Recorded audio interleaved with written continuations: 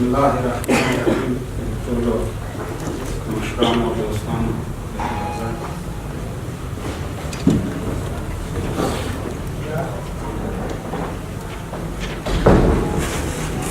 اول که به داره اون به دایره روم سنه معنی نکاو که به وقتی نبوسته بیا در سنه بسته او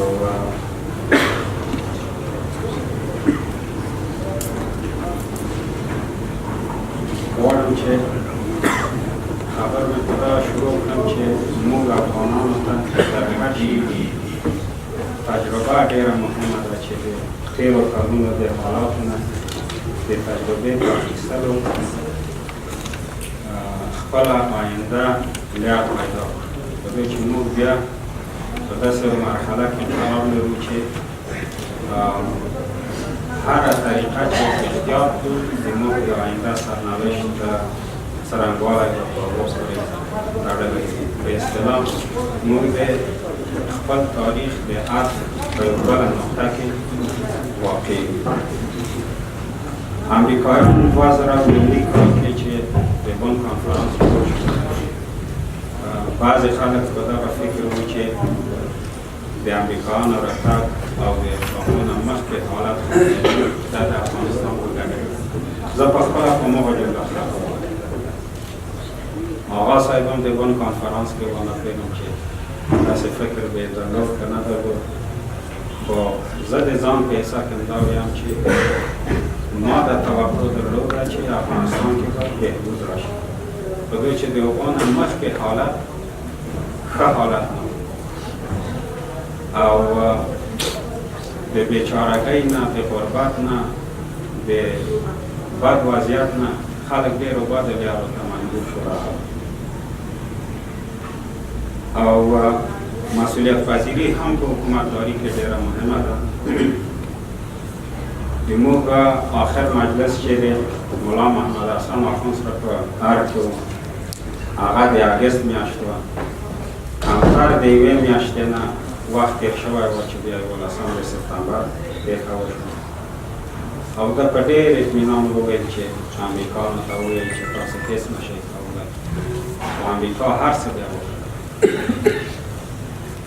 اوس هغه خوشباوري چې په یوه برخه خلکو کې د 11 سپتمبر نه وروسته د غونډې کنفرانس نه وروسته پیدا شوې وه،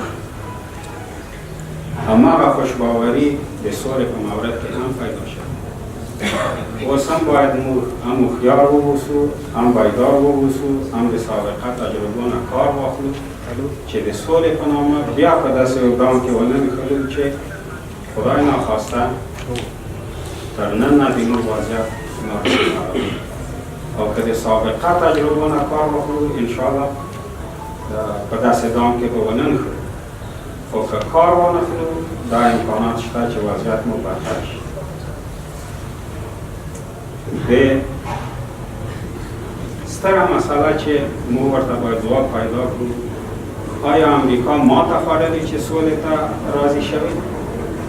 او که امریکا غواړي چې یوه نوې مرحله، یو نوی پړاو د خپل حضور او د جنګ او د وضعیت منطقې شروع کړي. موږ چې څه مجلسونه امریکایانو سره را اوس دوره کې درلودلي، د یوه وخت راهیسې دوی د وتلو خبر کوله. په اول وخت چې ما د دوی نه واورېده زه لږ متعجب شوم. بیا موږ په مجلسونو کې د دوی نه د شکست خبر هم اورېدلی چې وی موږ شکست خوړلی. د سولې هڅې د موږ په حکومت کې هم شروع شوې. د قطر د دفتر مسئله، خبرې تماسونه د طالبانو سره او آدرس د شام را ټول شروع شوي وو. هغه وخت د موږ تشویش دغه وه چې دغه سوله موږ د افغانستان ټوټه کېدلو ته بونیسي او هغه غلطه انتباه چې طالبانو ته پیدا کېږي چې ګواکې دوی فاتح شوي، غالب شوي، هغه افغانستان ټوټې کولو ته بونیسي. اوس به هم خطرناکه مسئله افغانستان ته دغه وي که طالبانو ته دا فکر پیدا وي چې موږ په جنګ کې فاتح شو، کامیاب شو، امریکا ته مو شکست ورکړو او موږ په زور په امریکا باندې سوله کوو.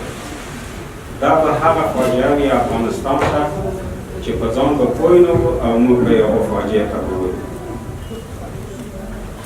زه داسې فکر کوم چې په افغانستان کې چې افغانستان ورته یوه جغرافیه ده، اما اصلا دغه سیمه چې افغانستان پکې واقع دی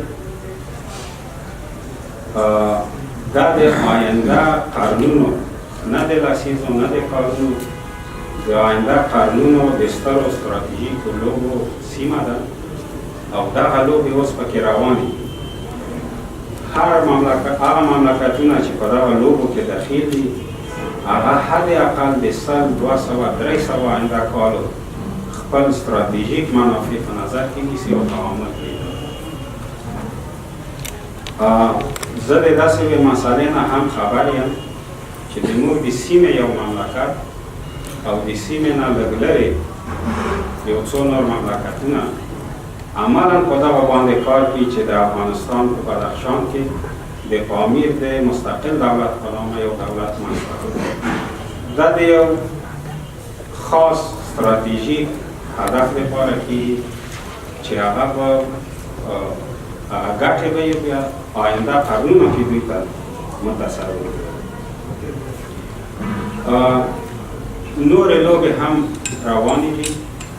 هر مملکت په خپله سطحه څو مملکتونه بیا په یو اتحاد کې د هر یو خپلې لوبې پر مخ بیایي او دا ټول دغه فعلي وضعیت چې جریان لري او دا د افغانستان د سولې په نوم اوس شروع شوی په دغه کې هر یو هماغه خپله ونډه په نظر کې لري او عمل کوي. که موږ فریب د دغه وضعیت وکړو او ورته متوجه ونه اوسو چې البته سوله د موږ ټولو ارمان دی، هغه موږ باید د دغو جریاناتو نه ځان ته وباسو تر څو چې موږ غیر د هغو نه اولین حق د موږ چې د ژوند حق دی چې سوله نه وي د هغو نه موږ محروم یو.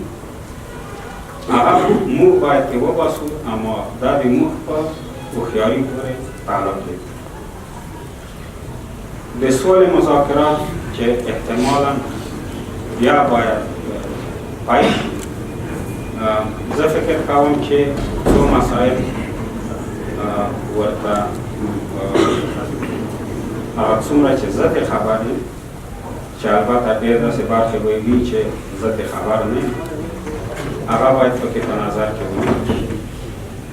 اول د امریکایانو او د طالبانو ترمنځ خبرې روانې دي، موږ د جزئیاتو نه یو خبر. سیاسیونو هغه سند نه دی لیدلی چې د دوی ترمنځ پرې توافق شوی. د افغانستان خلکو نه دی لیدلی، طالبانو لیدلی. په طالبانو کې البته ما خلک چې د مذاکرات کوي هغو لیدلی. د افغانستان حکومت پوره پرې خبر نه دی یا حد اقل ورښودل شوی او نور د دوی په اختیار کې نشته. په دغه سند کې حد اقل دوې ضمیمې شته دي د دغه سند چې هغه ډېرې مهمې دي. طریقه د تطبیق د دغه توافقاتو د صلح هغه ډېر مهم دي. زه فکر کوم چې اوس خو طالبانو ته دا انتباه پیدا ده چې موږ امریکا مجبوره کړې ده ورته چې موږ سره خبرې وکړي، نو موږ اول د دوی سره د دوی د حضور خبره حل کړو، بیا د افغانانو سره خبرې کړو. د افغانانو سره خبرې په دغه خاطر کړو چې آینده حکومت سره رقم وي او نظام سره رقم وي. ظاهرا دا معقوله خبر ده خو چې په دغه کې باید خارجیان دخیل نه وي.